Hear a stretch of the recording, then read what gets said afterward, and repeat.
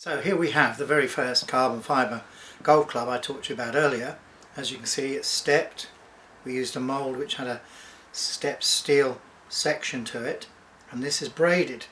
The very first golf club ever made braided, and the very first golf club ever made in carbon fibre or graphite.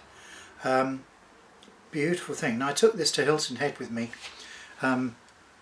back in the day when I went to Hilton Head as a guest of the American company who licensed this technology called Diversified Products, part of Grand Metropolitan at the time.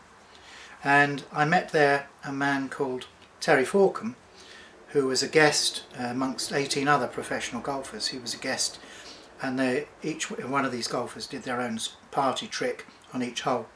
Now Terry Forkham, believe it or not, and I do believe it because I've read up about it all, he hit and won in 1983. He hit a golf ball 307 yards, which won the World Long Driving Championship for that year. This is glass fibre, which makes it special.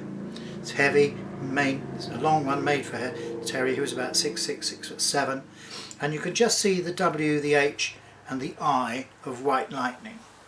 Now this club, as I say, hit 307 yards. You can see here the insert here made of ABS plastic, same as Lego.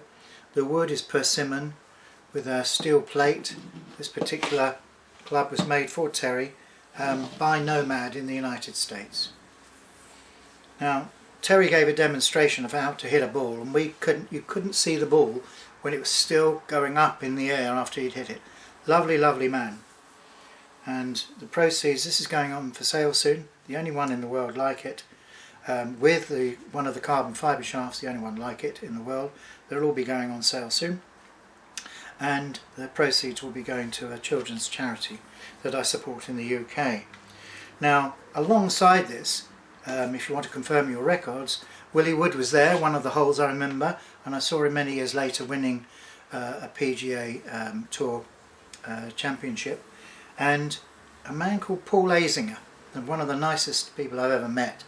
And what a fabulous chap.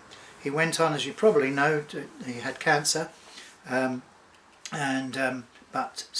came through it and survived. Couldn't have happened to a nicer man. Beautiful.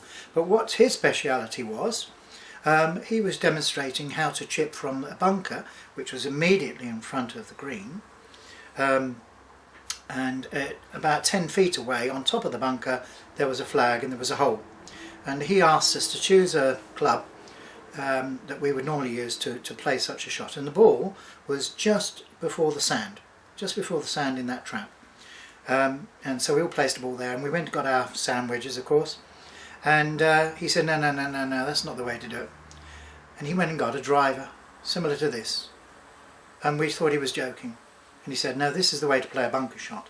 And as he did, we couldn't believe it. He's a tall man, Paul Azinger, and as he did, this is now in the grass, and instead of coming like that and hitting it as you normally would, he went over the top of it hard and fast. He came down on it, and what happened? The ball actually went like this, rotating and rotating and rotating. Now if we're looking sideways at the hole, it was going like this towards, and it went over the bunker, hit the pin, went down. We all applauded. He couldn't believe it. He said, well, that's the first time that's happened in about 300 or 400 goes. And that is how to play a bunker shot. Paul Azinger, look him up. Willie Wood, Terry Forkham, Hilton Head. What a great day that was. And that's where I introduced the first graphite shaft.